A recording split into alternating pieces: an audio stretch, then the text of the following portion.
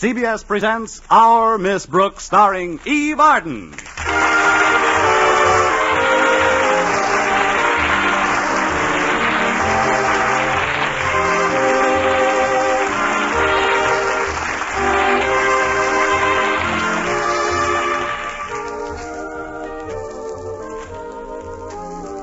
Our Miss Brooks is a school teacher. To be specific, she teaches English at Madison High.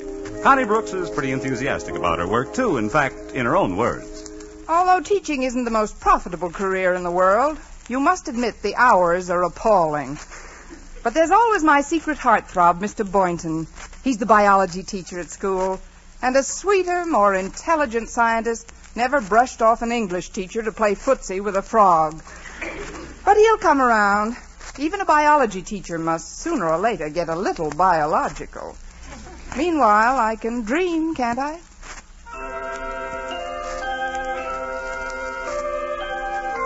Yes, Connie Brooks can dream. Even now, she's in the middle of the sweetest dream of them all. The one that comes right before 7 a.m. Hold me closer, Mr. Boynton. There. Now kiss me. Oh, how does that make you feel? That's what it does to me, too. I'll shut it off. Miss Brooks, you'll be late. Kiss me again, Mr. Boynton. Miss Brooks, you have to go to school. For this, I don't have to go to school. Oh. Good morning. Well, if it isn't my favorite landlady. Oh, good morning, Mrs. Davis. What in the world were you dreaming about? Oh, nothing much. Just the school. I was giving an English lesson. Well, from the way your lips were puckered, I thought you were taking a bugle lesson. Better get up, dear. Today's the day you're supposed to find out about that new job as head of the English department from your new principal. Oh, that's right, Mrs. Davis. For 3 years I've been waiting for that job. 3 years of scrimping and scraping to get along. Now it's all going to be different. With this raise, I'll be able to run down to Miami once in a while, and after I've had the job a while, I might even go abroad. Paris, the Riviera, Biarritz in the spring, the casino at Monte Carlo. Just how much more money does this new job pay, Miss Brooks? $6 a month. Yeah. You better watch your step at Monte Carlo. Money goes pretty fast down there. Money goes fast anywhere. I haven't been able to catch any for years. Now hurry and get dressed, dear. I have a lovely surprise for your breakfast. Another one of your surprise recipes, Mrs. Davis? I hope it's not clam fritters again. You'll see, dear. Come along.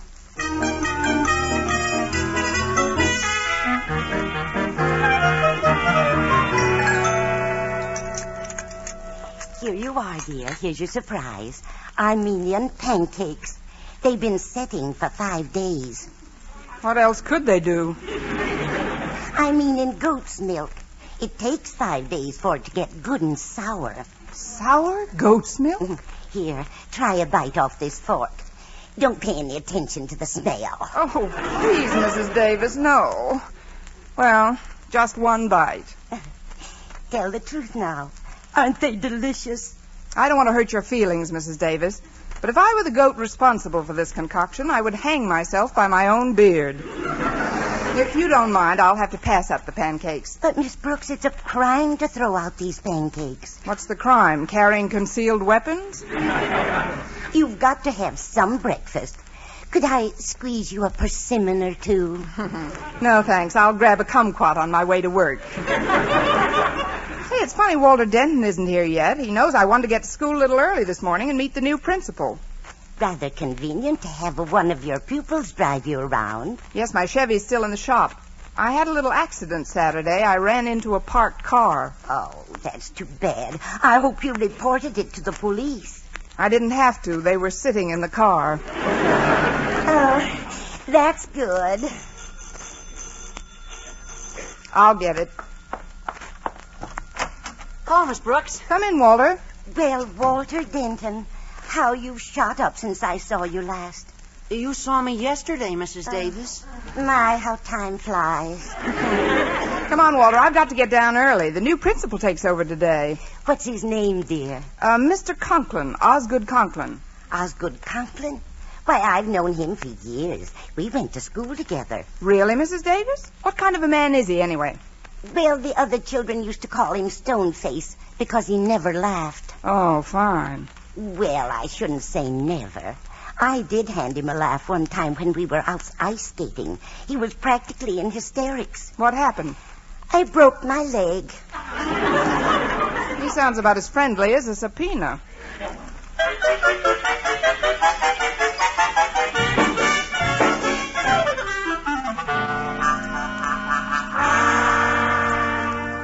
I'll correct any nonsense at this new school, Martha, or my name isn't Osgood Conklin. I've heard all about their lack of principle and discipline, and I won't have it. Do you hear?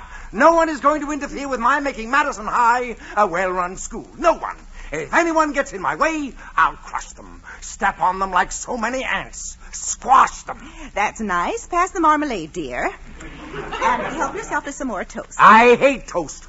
As I was saying, Martha, I'm sure that the faculty at Madison High is totally incompetent. Oh, please, Osgood, you mustn't let it irk you. Irk? Drink a little water, dear. It'll go away. No understanding, no cooperation. Nobody knows what a difficult job I'm faced with. It's awful, awful. Please, Osgood, can't you talk without barking? Honestly, sometimes I think Prince is the only one who can really understand you. Prince? Don't mention that lazy mutt to me.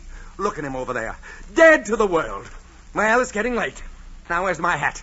Confound it, where's my hat? Please, dear, don't bark. I'm not barking, Martha. Once and for all, I don't bark. See? He does understand you. Now, be sure to drive carefully on your way to school. Oh, don't tell me how to drive the car. I'm not, dear. It's just that after all the work you put in, polishing it on Sunday, I'd hate to see that... Stop worrying. I did the work, didn't I? Ah, look at her out there. Nothing takes a wax polish like a black touring car. Well, Osgood, you'd better get started.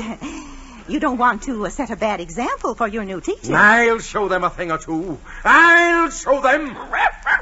Oh, shut up, Prince. Goodbye, Martha.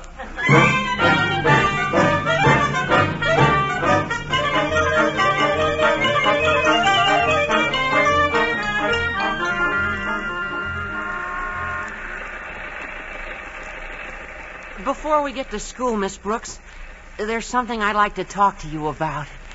It's a girl. Naturally. Who is it this time, Walter? Well, she's the baker's daughter, Penelope Miller. When I kissed her for the first time the other night, I knew she was different. But, Walter, you've kissed a lot of girls. What's so different about Penelope Miller? She tastes like caraway seeds. Oh, grand. She's probably built like a pumpernickel. Now, look, Walter, I've got a lot on my mind today, what with trying to make a good impression on the new principal. Well, all I want you to do is help me write her a letter, Miss Brooks. You see, she doesn't think that I'm mental enough. I can't understand it.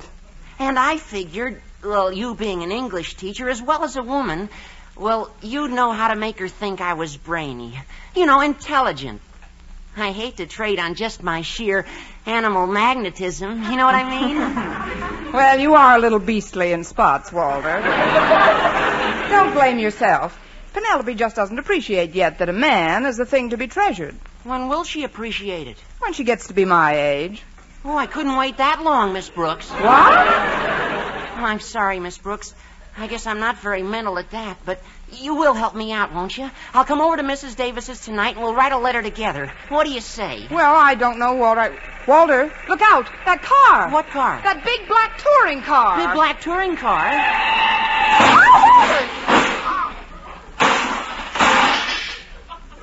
It's not quite as big as it was. You young idiot. Why don't you watch where you... My fenders, my shining fenders lying in the gutter. Walter, put the man's fenders back on. Oh, gee, mister, I didn't You mean didn't mean. Why didn't you look where you were going? Well, gosh, it takes two to make an accident. A brilliant observation. But it just happens that I was only going 15 miles an hour. You should have been going 30. We'd have missed you by a block. Now, see here, you red-haired joyrider. It was probably your fault. My fault? Why don't you learn how to drive that hopped-up hearse of yours? Hopped-up hearse. Now, listen here, young woman. I've tried to control my temper. But if you want to play rough, I can get plenty rough. Walter, I've got to run along. I'll leave you to straighten out Barking Boy. Barking Boy? That's the second time today I've been accused of barking. Young woman, I'll have you know I do not bark. Who's your friend? Go home, Prince.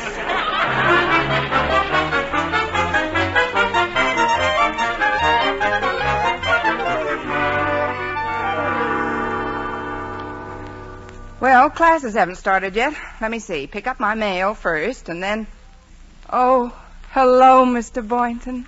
Hello, Miss Brooks. Isn't it a coincidence that we're in the same mailbox? Not an overwhelming coincidence. You see, your last name begins with the same letter mine does. Well, that's a start. You have such a quick mind, Mr. Boynton. Well, it is thorough. Personally, I think you tax it too much. Don't you think you need more recreation, if you know what I mean? Well, carrying on my biology experiments is recreation enough. You don't know what I mean. Of course, I also collect stamps. Oh, that sounds exciting. There's no end to the possibilities. Have you ever tried your hand at beadwork? Well, no, I don't believe I have. Is it fun? Fun? Why, it makes you just tingle all over. We must string a few together sometime. Mm-hmm. And basket weaving can be thrilling, too. Oh, really? Yes, if we're both in the same basket. Well, so much for the world of sports. Miss Brooks, if you don't mind my changing the subject, are you going to be busy tonight? Busy? Me? Mr. Boynton, I couldn't be unbusier. Well, I'd like to come over after dinner. That is, if we can be alone. Alone? We'll be absolutely isolated. I hope you don't think I'm too forward, Mr. Boynton, but I've anticipated this moment for quite a while. Remember the day about 5 years ago when I first came to Madison High, rounded a turn in the corridor, and bumped smack into you? Oh, yes. I was teaching chemistry then. You put quite a dent in my Bunsen burner. Yeah. Well, you know, that was the day I first suspected that we'd be more to each other than just fellow faculty members. And when were your suspicions confirmed, Miss Brooks? On our very next date, when you took me to lunch, 2 years later. Gad, you were a fast worker. I don't blame you for kidding me, Miss Brooks. I guess I'm not much of a whirlwind romantically. Then most scientific people aren't. You see, the study of evolution alone tends to slow down any of the mere intemperate reflexes. Mm-hmm. You must realize that a tremendous period of time was involved before the single cell divided itself in the sea and adapted itself to the land and the air. Mm-hmm. Countless centuries passed before lower forms of life assumed their new shapes, and generations before the mammal family produced the ape family, and before the ape family produced the human family. What have you been waiting for me to do? Slip back a notch? Well, what time do you think you'll be able to come over tonight, Mr. Boynton? Mr. Boynton, Miss Brooks, let us not tarry. Your new principal, Mr. Conklin, is due at any moment. Oh, we'll be sorry to see you go, Mr. Darwell. Yes, you've been a wonderful principal, Mr. Darwell. Why did the Board of Education decide to have you transferred? Ours not to reason why. Ours but to teach and die. As the great Socrates so aptly phrased it, if you gotta go, you gotta go. Of course, I am genuinely sorry to leave old Madison High, but then we're teachers, and teachers can't afford sentiment. We can't afford anything. As the great Professor Einstein so aptly phrased it, murder, ain't it? You know, I still hope I can land that job as head of the English department, though. Well, that will depend upon the impression you make on Mr. Conklin. I'm taking him on a tour of inspection as soon as he arrives, Miss Brooks. Your class will be the first one visited. Oh, the first class visited? Oh, gosh, Mr. Boynton, if I'm to impress Conklin, I'll have to hurry and get things in order. I better go in and erase the children and see that the blackboards aren't throwing spitballs. Poor Miss Brooks, you're a bundle of nerves. You look sort of faint. Here, I'll put my arms around you until you steady yourself. Oh, no, you won't, Mr. Boynton. Just because you happen to catch me at a weak moment, I'm not letting you put your arms around me. My father told me about men like you. And why are you putting your arms around me? My mother told me about men like you, too.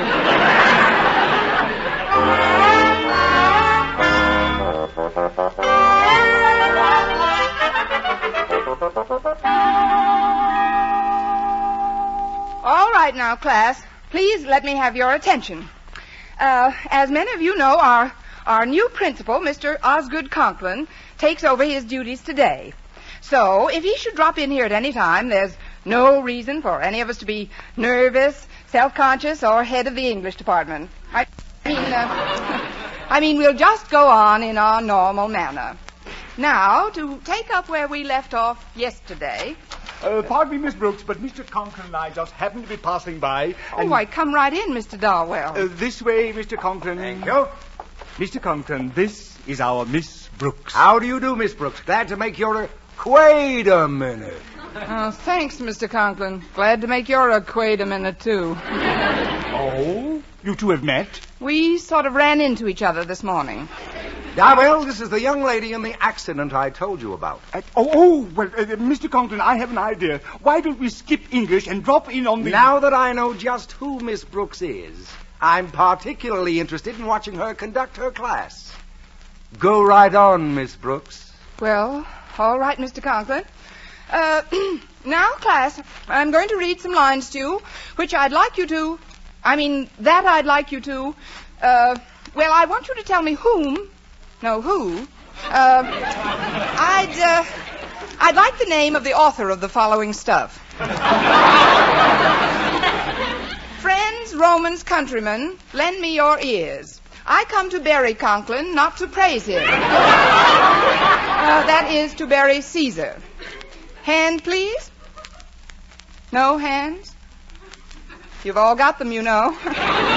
Just look at the ends of your sleeves. Oh, there's a hand. Winona. I can always depend on Winona. Who wrote those lines, Winona? I don't know. I just want to leave the room.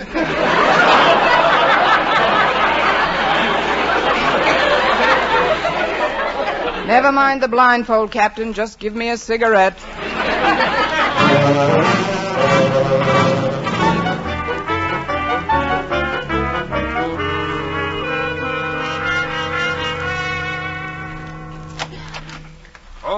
Come in, Miss Brooks. How is everything? Well, frankly, Mr. Boynton, I'm a little tired. I just lost 2 out of 3 falls to Mr. Conklin. Oh, you've met the new principal, eh? What's he like? He looks like he was weaned on a vinegar popsicle. Mr. Boynton, I just dropped by to see what time you're coming over tonight. Tonight? Yes, one of my students is stopping by for a few minutes. I promised to write an intellectual letter for him to a girlfriend he's trying to impress, Penelope Miller. Penelope Miller? Yes, she tastes like caraway seeds. If you could just let me know what time you're coming over. Well, I'm not sure about tonight at all right now. I'm quite worried about Violet. Violet? Yes, the white mouse I use in some of my experiments. Steady, Violet, dear. Steady, dear. I'm just going to hold you for a minute. Mr. Boynton, if you could You know, I don't like the feel of her stomach. Mr. Boynton... It's lumpy. Well, Mr. Boynton, you told me this morning... Well, frankly, Miss Brooks, at that time I didn't know about Violet's condition. You understand I have to... I know. You have to sit up with a lumpy mouse. Well, she's terribly peaked lately. I don't know what it is. I think I better have a look at her cage. Hold on a minute, will you? Here. Miss Brooks, you dropped Violet! She attacked me! Miss Brooks! Miss Brooks, get down off that desk! I can't! Oh, I see her. She's under that... She's under the table! I'll get her if you just stop that screaming. And let go of your skirts! And this, Mr. Conklin, is our biology laboratory. Why, Miss Brooks, what are you doing on that desk? And where is Mr. Boynton? He's under the table with Violet. With Violet? So that's what goes on in the biology laboratory of Madison High. Oh, but Mr. Conklin, I'm sure... So Mr. am I Boynton very sure. Come, Mr. Darwell. I'll be back when Violet is out from under the table. Oh, no. Oh, I've got her, Miss Brooks. Poor thing was scared to death. Here, look at her. Isn't she sweet? Isn't Violet a beauty? She's ravishing. And may I tell you something else, Mr. Boynton? What's that? You make a lovely couple.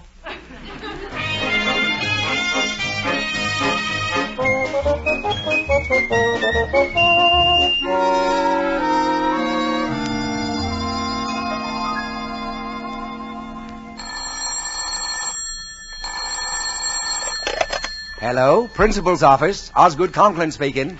Who's calling, please? Mrs. Davis. Margaret Davis? Oh, yes, the girl I used to go ice skating with. Ha, ha, ha. How's your leg? What's that? You want me to come over to dinner? Well, I'm afraid You say there's a teacher living with you that you want me to meet. Miss Brooks. Well, I'd like... Miss Brooks! Now, look here, Margaret. I've already met that redhead... Mr. Conklin. Hold the phone, Margaret. Yes? I'm Matilda Denton of the school board. I have reason to suspect that my boy Walter, a pupil at this institution, has fallen into the clutches of one of your female teachers. What? Yes. He told me that he had a date with a woman tonight at her home. Uh-huh. And here, this note fell out of his pocket when he came home from school. Let me read that, please. At last, I've got what I want. Red hair and a tough, sturdy body. Red hair? Good heavens! Well, Mr. Conklin, have you any idea who this nefarious woman might be? Yes, I have, Mrs. Denton. Pardon me. Hello, are you still there, Mrs. Davis? No. No, I haven't been to a Turkish bath. Now, listen. I have reconsidered.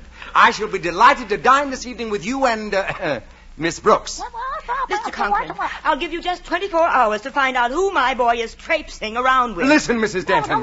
Listen, Mrs. Davis. You'll get to the bottom of this matter quickly, or there'll be a new principal here at Madison High. Quiet, both of you. Don't you bark at me. I'm not barking. Let's go home.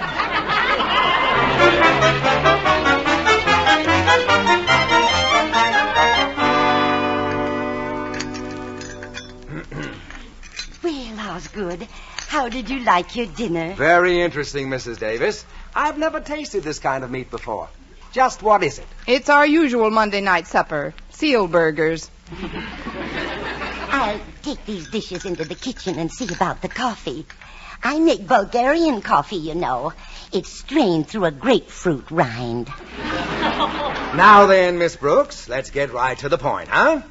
What would you think of a teacher who would allow a student to become infatuated with her and then lead him on? I'd think she was pretty terrible, Mr. Conklin. Who's the teacher? Well, we haven't any positive proof, but the boy's name is Walter Denton. Well, I think they both ought to be arrested. Walter Denton? Yes, Miss Brooks. You can't deny that you were in the car with young Denton this morning? But he was just giving me a lift until my car is fixed. I never see the boy at any other time. Are you sure about that, Miss Brooks? Oh, I'm positive, Mr. Conklin. Must be my laundry. Your laundry at 8 p.m.? I deal with the owl laundry. They only come out at night. Excuse me, Mr. Conklin. I'll be back in a minute. All right, Miss Brooks. Hi, Miss Brooks. I keep you waiting? Yes, but not long enough. Look, Walter, would you come back some other time? Come on, let's get into the living No, room. Walter, no. I'm anxious to get that letter started. Oh, not so loud, Walter. Mr. Conklin is in the dining room. Oh, the new principal? Yes, and if he finds you here tonight, we'll both be out. No, good. We'll have our coffee in the living room. Fine, Margaret. Quick, Walter, hide. Get behind those curtains behind the window. Well, yeah, but I'll explain later. Get in back of them. Who was it that rang, dear? Oh, it was just a wrong number, Mrs. Davis. On the doorbell? I mean the wrong house number. You seem quite nervous, dear. Oh, I'm all right. Come and get some coffee. It'll calm you down. Thank you. The Bulgarians drink it flat on their back, you know. I'll be flat on my back any minute, and I wish I was in Bulgaria. Why, you're trembling like a leaf, Miss Brooks, and you're all flushed. Well, it is rather warm in here, don't you think? If it isn't too much trouble, Osgood, would you mind pulling back those curtains and opening the window? Oh, no, not the curtains. No trouble at all. I'd be only too happy to open the window. And I'll be only too happy to jump out of it. There we are. Well, where is he? What's become of him? What's become of who? Bobby Breen. He used to send me. Come on over to the couch, Connie. You're still overwrought. Well, thank you. Lay right down here, dear. Oh, no, I'll thank you. get you a pillow. You know, I keep pillows in the window seat just for emergencies. I always say you never know when you need them. Why, hello, Walter. Here you are, Miss Brooks. Just make yourself... Ow! Margaret, what's the matter? Walter Denton, come out of my window seat. Aha! Just as I thought. Miss Brooks, where are you going? I thought I'd run down to the Belgian Congo for the weekend. Sit down, Miss Brooks. Young man, what were you doing in that window seat? If you'll only give me a chance, Mr. Conklin, I can explain. Go ahead. What were you doing in there? Hiding.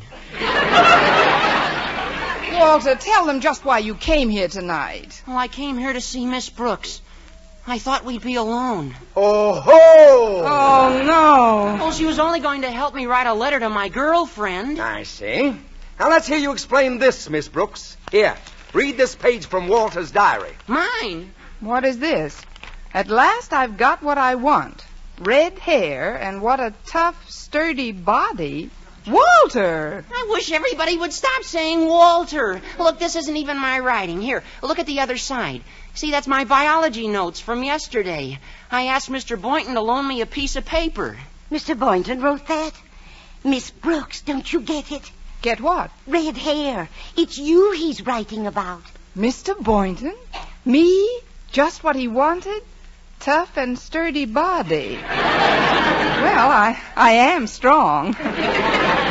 Surely you're not pleased, Miss Brooks. I'm not? I'm not. Oh, Door's open. Mr. Boynton. I thought you said we were going to be alone, Miss Brooks. You too. What's happening around here? Haven't you heard? I've been made queen for a day. Boynton, I'd like to know whether you wrote this or not. Let me see it, sir. Yes, I wrote it. It was supposed to go into my diary. What's wrong with it anyway? She is strong, and I did work hard to get her. Oh, Mr. Boynton, please, not in front of everybody.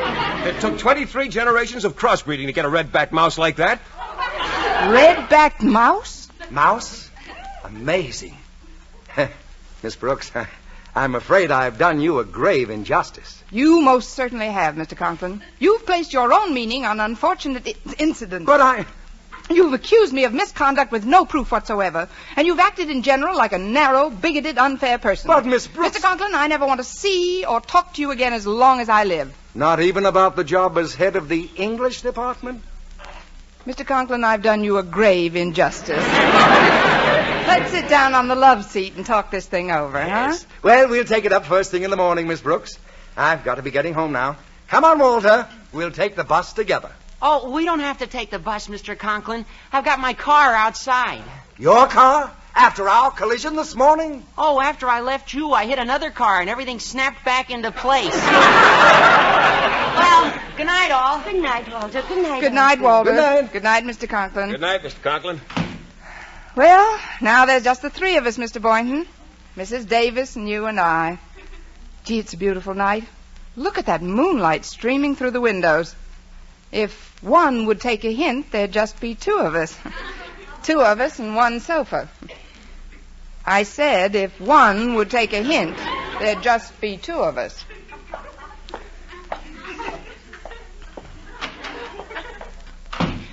Well, here we are, just the two of us. Good. How about a little gin rummy? That's the deal.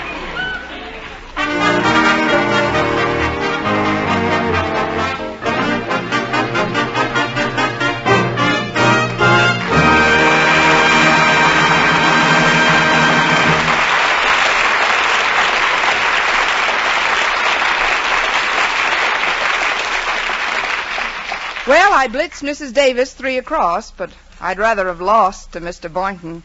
He's certainly naive, my little biology boy. But though he's shy, he's glad of eye, and I'm sure he'll soon realize that the greatest thing he'll ever learn is just to love and be loved in return.